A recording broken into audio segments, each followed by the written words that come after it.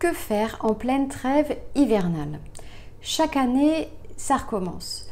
Le 1er novembre est la date fatidique pour les propriétaires bailleurs particuliers et professionnels qui sont en pleine procédure judiciaire contre leurs locataires. Alors attention, je parle de locataires et non pas de squatteurs, ce qui est complètement différent et j'en parlerai dans une autre vidéo.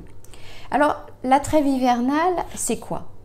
La trêve hivernale, c'est une période qui s'étale du 1er novembre au 1er avril, pendant laquelle on ne peut pas recourir à la force publique pour procéder à une expulsion forcée. En revanche, on peut entamer des démarches amiables, précontentieuses, contentieuses contre son locataire toute l'année. Donc, on peut déclencher une procédure judiciaire contre son locataire toute l'année. On peut plaider devant les tribunaux toute l'année également.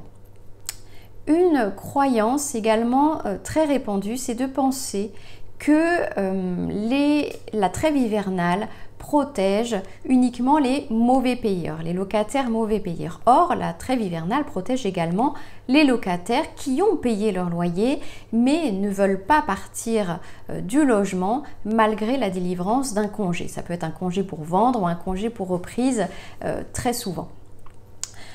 Et pourquoi ces locataires ne veulent pas partir? Eh bien, en 10 ans, j'ai vu des motifs divers et variés.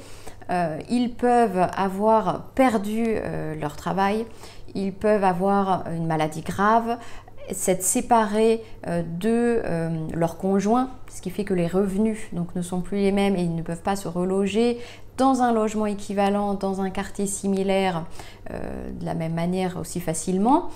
Également, si votre locataire était là depuis peut-être 20 ans, 30 ans, 40 ans et aujourd'hui touche une faible pension de retraite, eh bien, il ne va pas pouvoir se reloger facilement, notamment à Paris ou même en Île-de-France où le prix de l'immobilier ou le marché immobilier a beaucoup augmenté depuis ces dernières années. Alors, voici quelques conseils si vous avez un locataire mauvais payeur ou si vous avez un locataire qui paye votre loyer mais ne peut pas ou ne veut pas partir de votre logement malgré la délivrance d'un congé en bonne et due forme. Premièrement, vous favorisez un arrangement amiable et par la voie habituelle, c'est-à-dire si vous avez l'habitude de contacter votre locataire par téléphone, vous l'appelez. Si c'est plutôt par courriel, eh bien vous favorisez les courriels.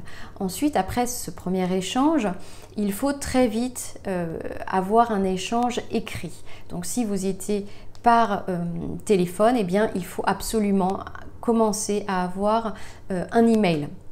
En tout cas une trace écrite de vos échanges. Si c'était par courriel, et bien là vous pouvez passer au courrier, voire au courrier recommandé. Bref, à chaque fois vous augmentez dans le formalisme des échanges.